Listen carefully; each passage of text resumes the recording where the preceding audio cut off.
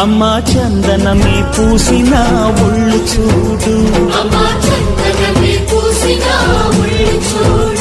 అమ్మా పున్నమి పుట్టిల్లు ఆ కళ్ళు చూడు, అమ్మా ముక్కోటి మెరుపులా మోము చూడు, అమ్మమ్మ ముగ్గురమ్మల మూల పుట్టమ్మ